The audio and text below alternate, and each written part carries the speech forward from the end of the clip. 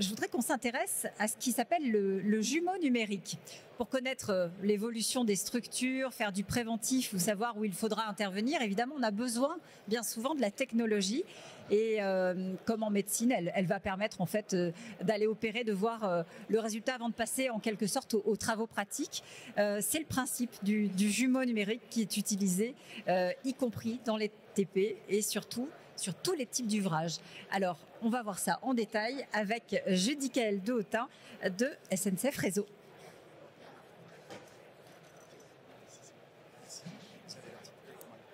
Bonjour et bienvenue. Je vous laisse la parole, vous avez 15 minutes. Oui, bonjour, merci beaucoup. Et merci beaucoup pour cette invitation aussi à cette journée de l'innovation. Donc, je suis Judicaël Dehotain. Je suis directeur adjoint d'un programme digital à SNCF Réseau, donc le programme de BIM et de continuité numérique.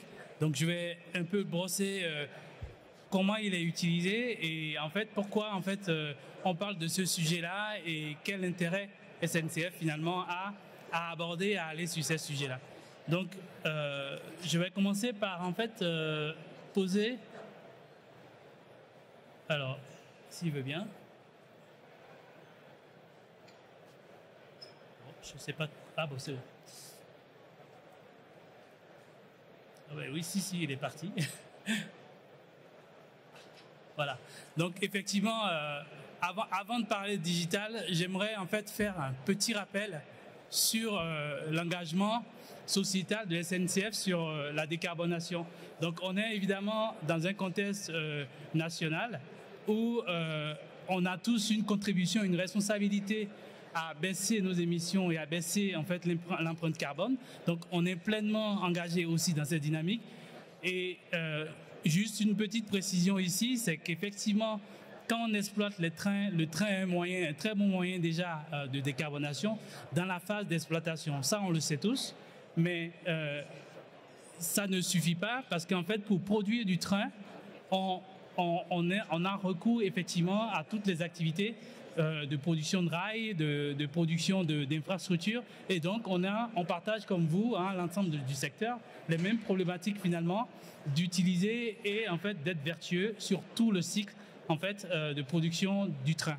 Voilà. Donc c'est pour ça que SNCF s'inscrit comme la plupart des acteurs de la construction sur le plan national en fait de France Neutre. Et pour ça, il y a un livre blanc qui a été co-écrit par la FIF et SNCF avec un copilotage au niveau secteur pour suivre en fait comment est-ce que concrètement ces engagements se manifestent de manière très concrète. Et juste un petit mot sur l'intégration de la SNCF, l'intégration de la transition écologique. SNCF s'est quand même donné des ambitions très fortes de réduction de 30% des activités, de réduction de l'émission carbone sur les activités ferroviaires et de presque 50% tout ce qui est immobilier.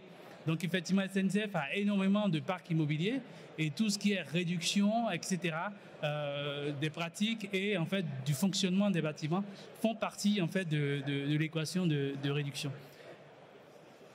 Et très concrètement, il y a deux axes de travail. Enfin, il y a une démarche nationale qui est celui de éviter, réduire et compenser. Donc, SNCF va positionner plutôt sur la partie quand on peut éviter, on va éviter, et quand on peut réduire, on réduit. Mais la partie compensation, je pense que vous connaissez, qui consiste à reverser une taxe à des gens qui émettent aux émissions pollueurs. Je pense que SNCF va pas être dans cette stratégie-là, mais plutôt faire le maximum pour éviter justement d'engager les énergies fossiles. Et pour ça, la réduction, on est un peu sur tout ce qui est suppression d'utilisation d'émissions en direct, très concrètement. L'électrification des lignes, il y a beaucoup de lignes électrifiées en France, mais il y en a beaucoup qui ne sont pas encore. Les lignes de fret, etc. Essayer de réduire tout ça. Et la modernisation de la flotte aussi, pour avoir une flotte de trains un peu plus écologique, un peu moins consommatrice d'énergie. Et enfin, tout ce qui est énergie renouvelable. Donc SNCF va produire de l'énergie, SNCF va utiliser de l'énergie renouvelable. Et donc ça fait partie du paquet de réduction des émissions. Ensuite, il y a un deuxième volet qui est éviter. Et donc, je pense que c'est là qu'on va aussi beaucoup vous retrouver et retrouver les travaux qu'on a entendus et écoutés ce matin sur l'effort que fait la filière sur ce secteur. Donc, éviter, c'est quoi? C'est l'émission qui est à éviter, c'est l'émission qu'on n'a pas engagée. La meilleure non-émission, c'est de ne pas du tout émettre. Et donc, on va aller attraper le sujet à la source, c'est-à-dire, on va, quand on peut mettre en place des installations, plutôt utiliser de l'énergie propre, ou alors utiliser des techniques qui nous permettent d'éviter, en fait, d'engager en fait ces génétifs aussi, soit directement, mais aussi de manière indirecte par nos achats de matières. Donc, concrètement, l'analyse que fait SNCF sur le sujet, c'est qu'il y a quand même 80% de nos émissions carbone qui sont liées à l'acte d'achat. Donc achat, ça veut dire acheter des matériaux, hein, du rail, on le sait, on travaille sur le rail vert, qui veut dire ne plus utiliser les hauts fourneaux pour produire le rail, et ce qui va avoir des coûts évidemment, donc avec des sujets, des enjeux de performance globale.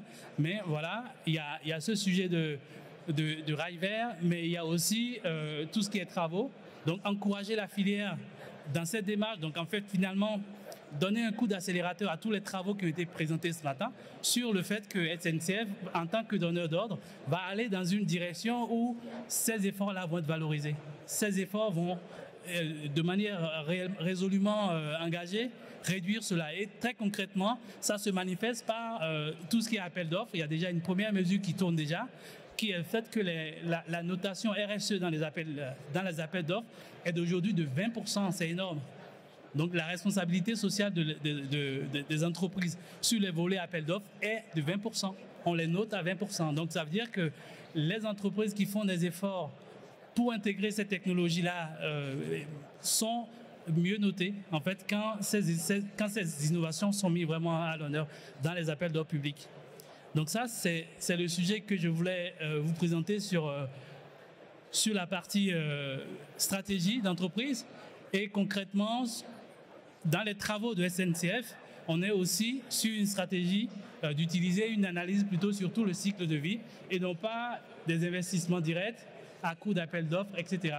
Donc on s'intéresse très fortement aux technologies liées aux ACV et aux technologies digitales. Donc c'est là où je veux en venir avec cette présentation.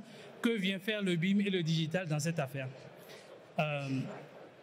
Donc la première réponse, c'est qu'on a besoin de regarder les choses au global. Donc bien évidemment, quand je dis ça, je n'ai très exactement rien dit, on est d'accord. Mais alors je vais passer sur celle-là. Donc la SNCF a lancé un programme. On est en fait dans un tournant où le contexte général de la digitalisation nous impacte tous. La digitalisation, c'est une question aussi de société qui a commencé depuis quelques années. Produire digital, utiliser le digital, on est tous dans cet environnement. L'ère digitale, elle est une réalité. Et en même temps, on a les sujets environnementaux qui arrivent. Donc la manière dont on a construit le programme du BIM et du jumeau numérique à SNCF, c'est de se dire on n'essaye pas d'intégrer des technologies, mais on essaye de faire mieux notre business de base, mais en utilisant les technologies digitales. Et qu'est-ce que ça veut dire pour la décarbonation? Ça veut dire qu'on va construire la manière d'utiliser les technologies digitales pour répondre à ces enjeux-là. Donc ce qui a donné lieu à un programme national qui s'appelle Minerve.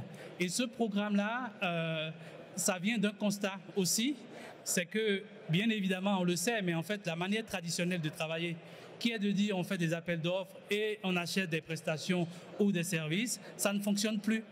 Parce qu'on a de plus en plus de contraintes de performance. D'abord, il faut que les trains soient à l'heure et pour ça, il faut faire des travaux des travaux dans des délais de plus en plus courts, des travaux dans des conditions de nuit de plus en plus compliquées. Mais en même temps, on doit répondre à tous ces enjeux comme tout le monde.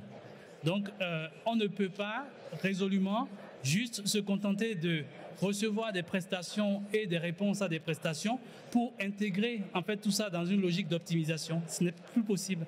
Du coup, SNCF a décidé de travailler avec la filière et se dire que ce n'est pas une réponse unique d'une entreprise, c'est une réponse globale. Donc, travailler avec la filière à trouver des solutions d'abord sur les outils technologiques, les outils numériques, qu'on peut utiliser non pas à l'échelle d'une entreprise individuelle, mais à l'échelle de la filière pour mieux se coordonner. Donc ça va un peu plus loin que la collaboration où on s'échange des informations, mais on se dit qu'on a un objectif commun, c'est de faire de la performance. C'est d'abord effectivement qu'une performance technique, mais aussi une performance environnementale. Donc, avec Minerve, on a introduit ce sujet de performance globale qui est à la fois technique et aussi environnementale. Et je vais en parler ici aussi, les acteurs qui sont sur ce projet. Donc, c'est un projet qui est financé par France 2020, France Relance, en fait, à hauteur de 34 millions d'euros sur 4 ans. Et un financement de l'ordre de 16 millions, donc soutenu par l'État. Et toute la filière est engagée, notamment à travers les entreprises de construction, les bureaux d'études d'ingénierie, avec l'IRES qui embarque en fait la plupart de cette masse de capacités. Et des académiques aussi, parce qu'il y a beaucoup de sujets de recherche. On travaille avec des académiques pour construire un programme en fait cohérent qui s'inscrit, je ne vais pas vous le détailler, rassurez-vous, qui s'inscrit globalement autour de 2 axes. L'axe BIM, c'est-à-dire qu'il faut des solutions adaptées à la production ferroviaire. Le BIM dans le bâtiment a un peu plus d'avance sur le ferroviaire, mais il y a de réels sujets de comment on fait de la caténaire, comment on fait de la signalisation en BIM. Et donc, on embrasse ces sujets-là déjà avec le secteur. Et en même temps, on travaille sur comment se coordonner ensemble pour avoir des solutions optimisées. Donc, ça passe par une activité qu'on appelle l'ingénierie concurrente. Je produis mon livrable, mais en même temps, je vais modifier mon livrable en fonction des contraintes des autres et le faire réellement en temps réel pour avoir une solution optimisée. Parce que déjà, l'activité de base de SNCF Réseau, c'est d'intégrer tout ça. Donc, intégrer ensemble et non plus SNCF tout seul. Et enfin, pour revenir vraiment au sujet qui nous intéresse de la décarbonation, on a une activité d'évaluation de performance dès la conception, où on a introduit des notions d'analyse de cycle de vie. Donc, dans la maquette BIM, pouvoir avoir les paramètres qui permettent en fait de qualifier les matériaux, de qualifier en fait l'empreinte des choix qui sont faits, de manière à pouvoir les comparer avant même de la construction. Donc, engager une dynamique en fait donc sur la notion du jumeau numérique dès l'amont et pas une fois qu'on a construit. Dès l'amont pour faire les meilleurs choix, pour justifier les choix et pour faire les meilleurs choix de matériaux pendant qu'on construit, pendant qu'on réfléchit. Et donc ça, c'est à ça que ça sert Minerve. Et du coup, effectivement, comme je disais, il y a les enjeux de mobilité, les enjeux de nouvelles méthodes et surtout les enjeux de coordination, de collaboration à l'échelle de la filière. Et donc l'analyse de la valeur est au centre de ça et mis comme dans la filière sur les sujets de production de maquettes et d'utilisation de ces maquettes justement pour évaluer les performances. Voilà, c'est tout ce que je voulais dire. Merci beaucoup.